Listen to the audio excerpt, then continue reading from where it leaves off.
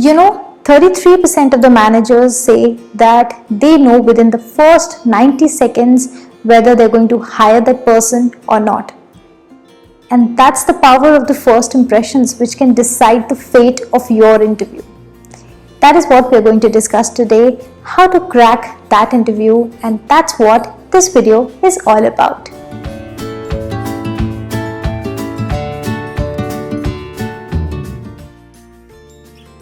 Hi guys, thank you so much for tuning into my channel. For those of you who are new, I'm Rupal. I am a chartered accountant, a graduate from Shri College of Commerce, and for the last 8 years, I have been an international taxation consultant.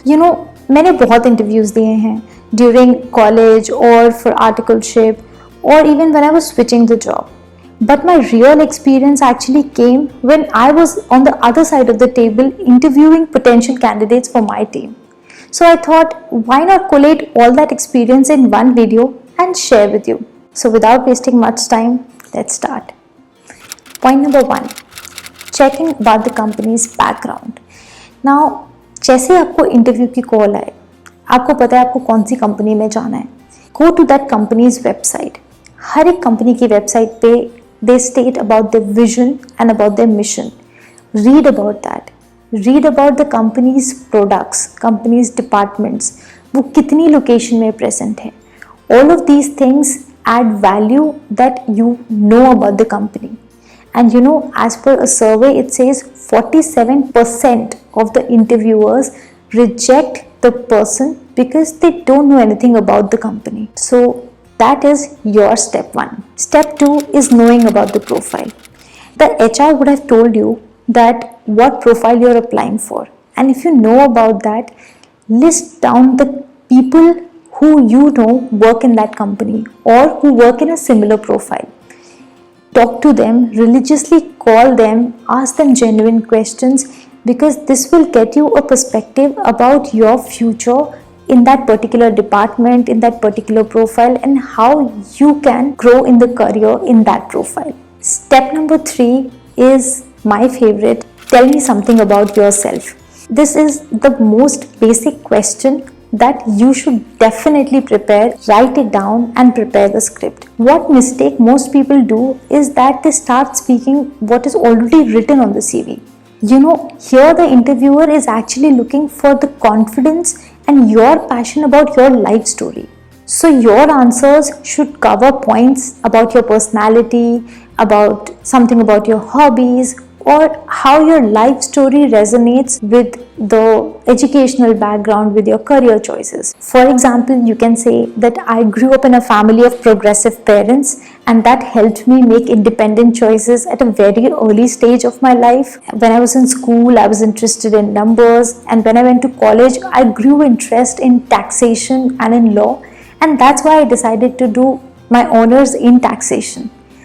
In addition to this, in my spare time, I like to do cooking because I find it really de-stressing. This was all something related to my educational background also, but something about my personality, and at the same time, it's not something which is honestly written on the CV. So guys, your enthusiasm plays a major role और interviewer पे उसका बहुत अच्छा impression पड़ता है. Step number 4 is practice, practice, practice. Now once you have got a hold of your entire script, write it down and practice it. आप बहुत तरीके से practice कर सकते हैं.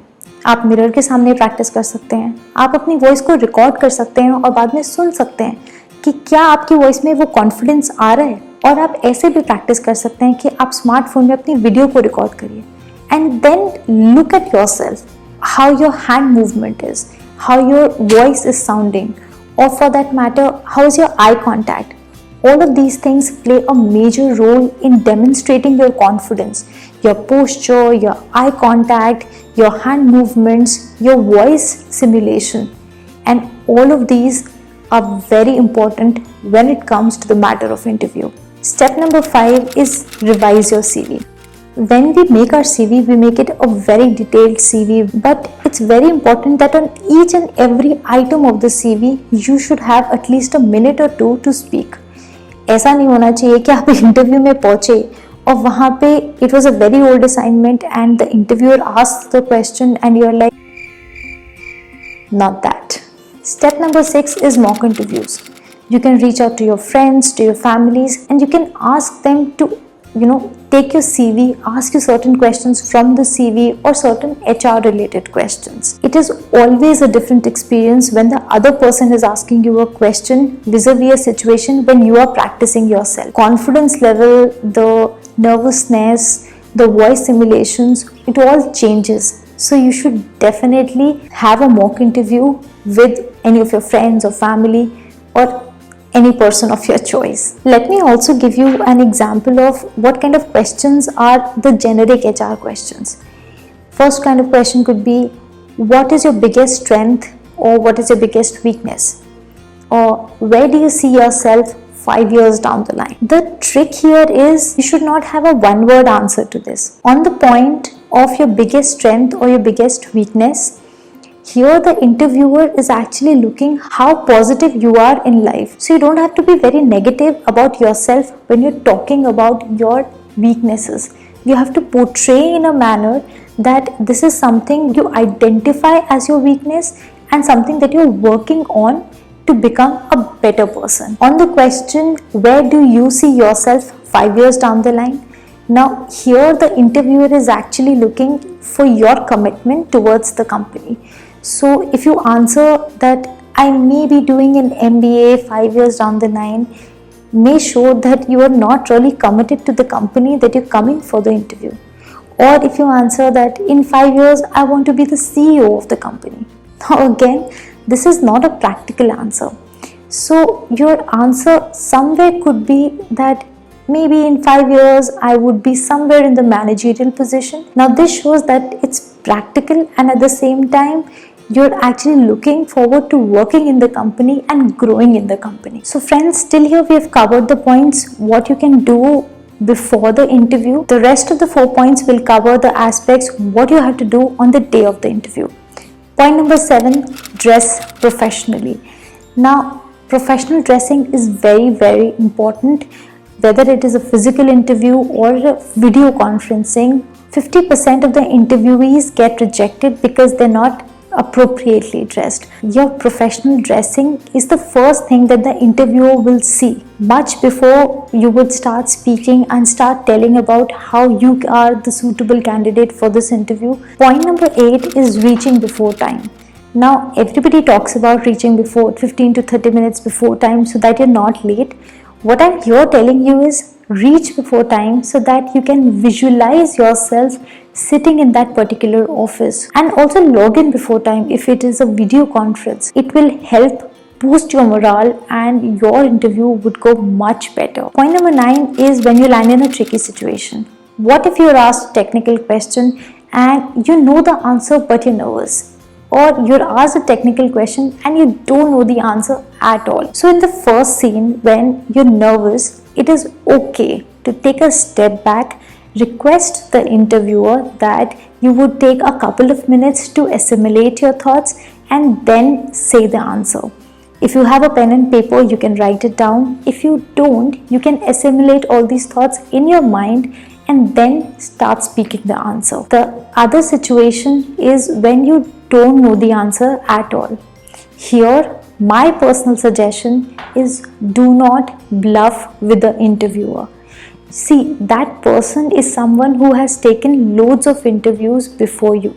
So they would generally catch you if you are lying or if you're playing around with them. And this will seem like that you're disrespecting the interviewer. If you don't know the answer to a technical question, very respectfully and politely say that I don't know this answer and I would like to read about it in detail, and maybe next time we meet we can discuss more about it. And trust me guys, this is totally okay. It happened with me in my articleship interview. I genuinely said that I don't know the answer, I'm really sorry, I'll read about it and I'll come back to you. Point number 10 is, do you have any questions for me? Now at the end of the interview, the interviewer may ask you, do you have any questions for me? Or even if they don't ask you, you should always prepare one question that you want to ask the interviewer. It is your chance to create that last impression on the interviewer, how inquisitive you are and how keen you are to work in that profile, in that team, and to work in that company. So your questions have to be related to the company profile, maybe the growth trajectory, the company's culture. The bonus tip here, guys, is that you should always leave with a smile and a sense of gratitude. Always thank the other person for their time, and this will create a strong positive affirmation with that interviewer. So these are all the tips, tricks and my learnings that I wanted to share with all of you. If you're someone who has an interview upcoming, all the very best. And if you know someone who has an interview, share this video with them so that it can help them. Comment down in the section below what is the part which was most relevant. If you have any other tips and tricks, please do also share it in the comment section or on Instagram or Facebook. All the social media links are in the description box. If you're someone who likes to see this informational content, please subscribe to the channel and hit the notification bell so you don't miss on any update. Keep visualizing your goals and dream big. I'll see you again in the next video. Bye.